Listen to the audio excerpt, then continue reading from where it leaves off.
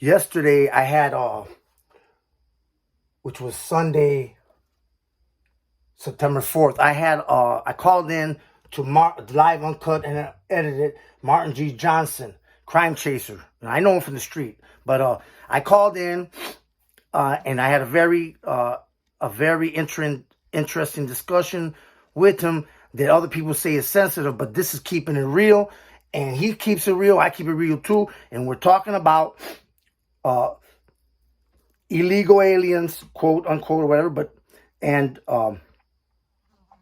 people who are the people that just came in. He didn't know. I don't know if he knew it, but people that are supposed to be the news are calling them migrants, but they're not, and neither is a lot of them are not even Mexican. They're from other countries that are seeking political asylum. So that's why they're here. They're not immigrants. I mean, they're not immigrants. Immigrants just come to work. These people had to flee their country.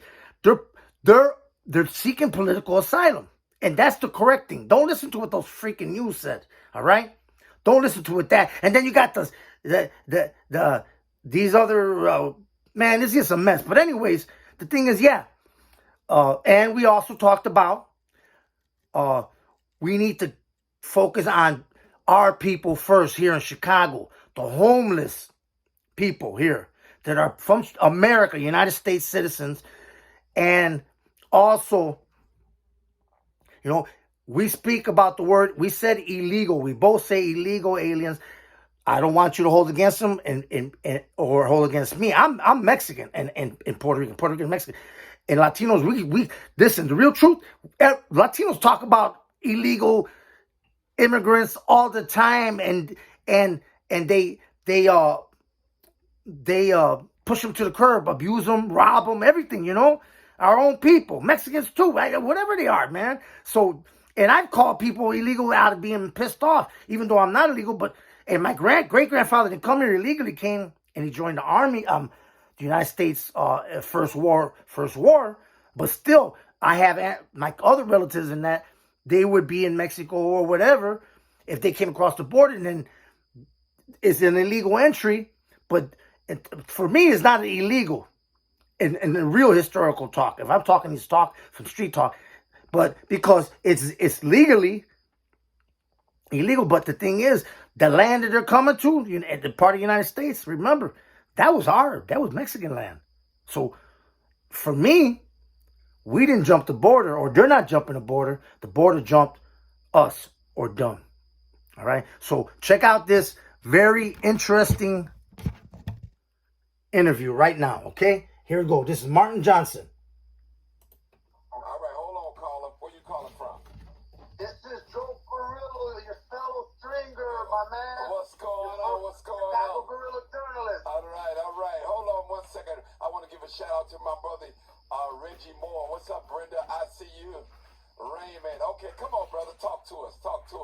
All right, I'm out here with my tribe and the System Watcher Sioux tribe over here in Old Agency Village, South Dakota, Lake Travis Reservation. All right, come on, I've been talk to putting us. out the news on the corruption of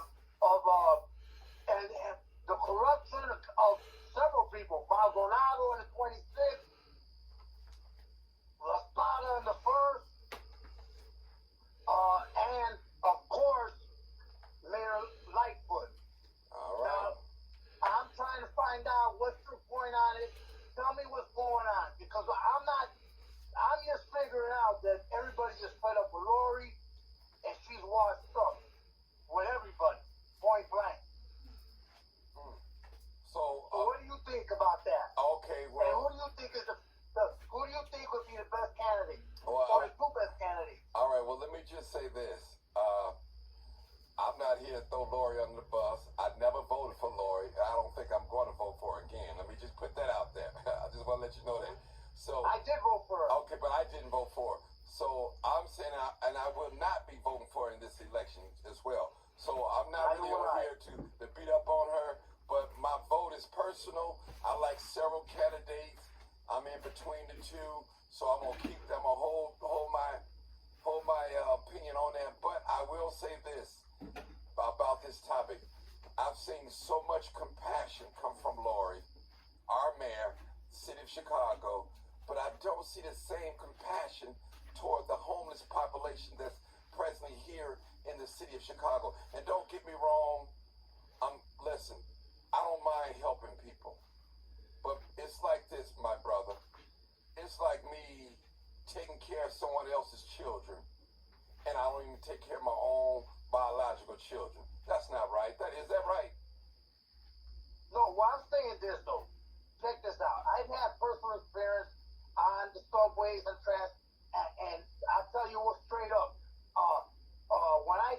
When she came in, I was happy as hell. You know, people were acting good, and then suddenly, you know, I don't know what the fuck happened, but the shit just blew up. I was on Clark and State, and I'm coming from South Dakota. I caught a couple of interviews up there on the platform, and one of my own brothers from my own tribe, Mexican dude, was standing there, and asked me, he was gonna, you know, give me interviews. So yeah, but you're gonna have to give me a bus pass, something. And then when I turned to the right, I look, I see 3 dudes coming at me, bro.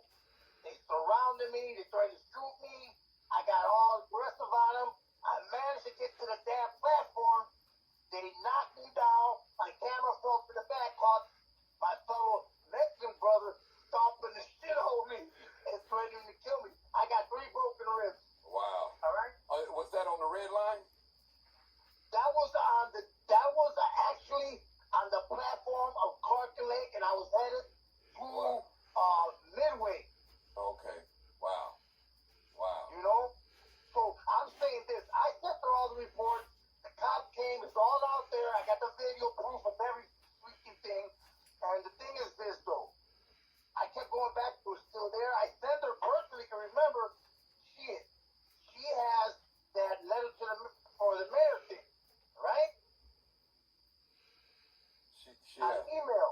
Okay. So I sent her everything. There's nothing I'm saying here.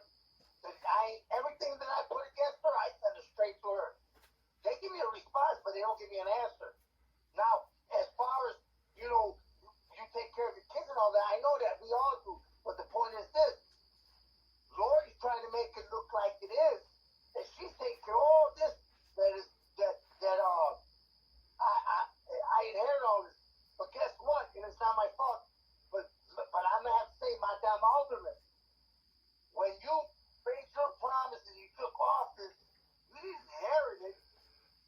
You became the person who was supposed to resolve it, not ignore it. And I can't go for that, and it's not her fault. Right. And asked for it. let me say something, my It's not brother. like these poor person got dragged into something she didn't know. She was planning to run from a long time ago. Well, let me say something, my brother. Let me just say something. My name is Martin G. Johns, and a lot of you know I'm not against helping nobody. I believe in that we should help people those we can. But I believe that we should help those that was born here, help those first. Let's have more compassion for the ones that here that we see every day. That's just like saying that I love you, and I'm saying that I love God. Now, how could I say I love God whom I've never seen before? But I can't love you that I see you every day. The ones that I see every day. So what I'm saying, people, is we have to be careful when we do things. Is it a political move or is it a move just to make myself look good? So sometimes some issues we just have to pass on. And I understand her passion to help the illegals. That's no problem. Don't have no problem with that. But can we first help those that are here right now that's in need? I'm quite sure there's plenty of families out here, not just in the black race, not just in the Latin race and Mexican race, or the Haitians and all that. It's in every race that need help, that have families. That's all I'm you saying. know what, Martin? Yes. I agree with you 100%. I'm glad that you brought this up about, quote, the illegals. And I just, for the record, though, I want to let you know that I am Puerto Rican and Mexican. Okay. But I was born and raised here. I'm a first-generation Puerto Rican. My mother and her family were born in Puerto Rico. We're Puerto Rican nationalists. My aunt is Blanca government of the National Forces and IUUA 1950 uprising. Then also, I want to point this out. You're effing right. Listen, I don't care what race I am, Mexican. Listen, I'm born here, and from what I see, you're absolutely correct. We need to fucking deal with our own people here. Yeah, we need The citizens here first. The people that are from this country, all the blacks that came and migrated when they had to leave to the south, from everywhere spread out, especially black people. And then the natives too, everybody. Okay? So all that stuff about all this, you know what, I'm gonna tell you something, this last on out. I'm an investigative reporter. All that shit about all the war and all the immigrants, guess what that is? Propaganda. Okay? And bullshit. Those people get on the news and make so much money. Everybody's cashing in on this shit. Now, off the people, and they don't get shit done. Now, another thing, I'm gonna tell you, if they're fucking so worried about all this shit over this, about the treatment in the United States, why the fuck they don't take care of, why don't they fucking march on their own government, who's in bed with the United States, historically has always been kicked out, alright? Right. So, what, and I'll tell you one thing, Mexico don't got no motherfucking good record. Hey, They're fucking, do me a favor, man. You know we. human rights, Hey, listen, fucking against indigenous, my brother, indigenous are my fucking brother, out to stop, and my against brother. black too. my brother. Hold on. I want you to kind of cut down on the cussing. I know this live uncut Okay, I'm sorry, bro. because I'm recording. I want to be able to play it back. Okay, yeah. Because a lot of people. I'm sorry. I Yeah, apologize. I know, no problem. I mean, I know we all grown, but I'm in one agreement with you, brother. right. And I could say it like that on the Hispanic side. You know why? Because see, if I say something against black or against white or Indians is true, then you know I'm out of pocket. Right. But that's not for me to do. So that's what I'm saying is myself. Well, let me just say this, my brother. This is for any illegal immigrant. I'm picking up. I don't care who it is. If it's some Haitians or whoever it is, my thing is you have to take care of the ones at home first. That's all I'm saying. I'm not saying don't help nobody. I don't have an evil heart like that. But don't get up on public TV, live TV, and show such great compassion. And when you don't have that same compassion for the homeless population here. I've been with Michael Earhart under the viaduct, out on the streets, and people are homeless. People are doing terrible right here in the city of Chicago. Yeah. You can't blame it on because they meant to, they don't want to follow rules. That still should not deny them housing. Things like that. People are people. Trust me. People are people. We have to help each other here. And listen, the scripture said charity begins at home first. If you don't take care of the ones in your house first, you're just like a hypocrite. You're an imposter. So my thing is, brother, we taking care of the Ukrainians that came here from the war. We got a lot of people that came here from Texas, a lot of families. But what about the families that live in here that don't have anywhere to live, that's living in Tent City, right off Roosevelt Road, under these viaducts and things like that? Those are families. Husband and wife with children.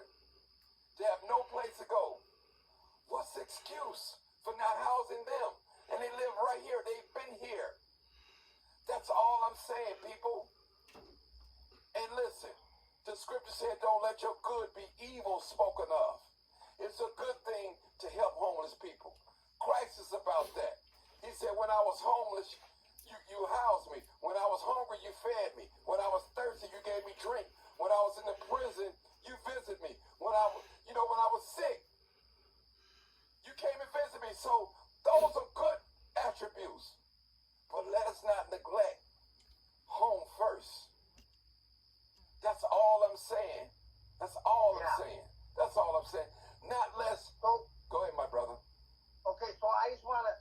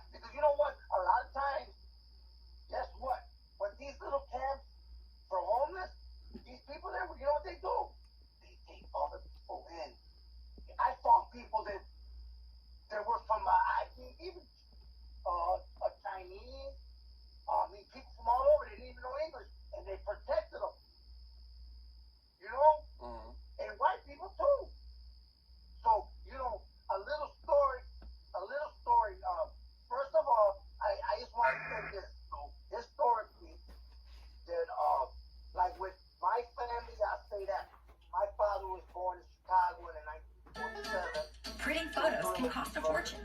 But, and then my grandfather was Jose Carrillo. He was born in Tyler, Texas, and that was 1918. But my great grandfather was born in San Luis Potosí. Okay, so but even before that, historically, there's always been Mexicans in that part of the area, Arizona, all the way up to Utah. So when that war happened and we snatched all that land, Mexico, U.S., the border jumped up.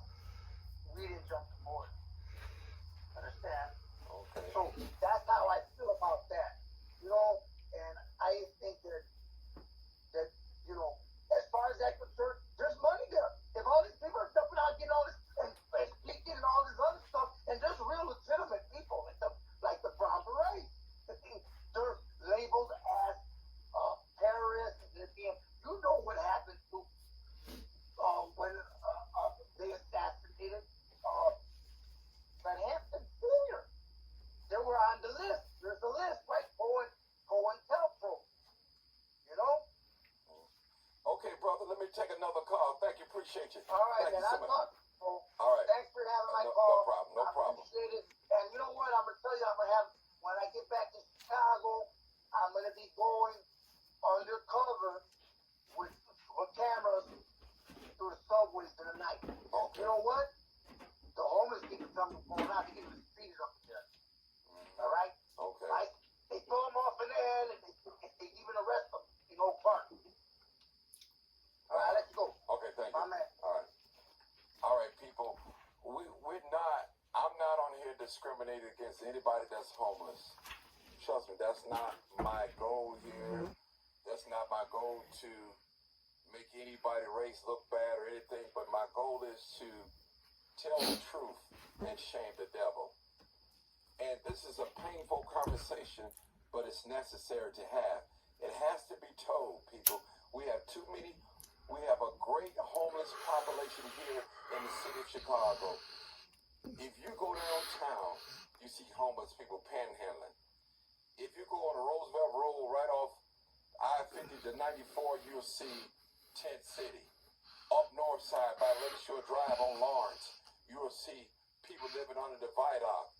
22nd Street, people living under the viaduct. So it's all over. What about the ones that's living inside storage facilities? What about the ones that's riding the trains at nighttime that don't have any place to go, both young and old? That's what I'm talking about. How are we going to deal with our own homeless population here in the city of Chicago? There's a need. There's a need. And I want to see the same compassion that you have for the illegal immigrants that's brought here from Texas, that jumped the border, came over here, shipped over here on a bus, brought over here, I want to excuse me for saying ship, brought over here by bus into the bus station and dropped off for us here in Chicago. And Chicago is a sanctuary city. It has to be declared as a sanctuary city. But when the Haitians came to this country, they sent the Haitians back ASAP. Didn't waste no time. Sent them back quick. And I'm like that, Lee Jones. We were raised to take it home first.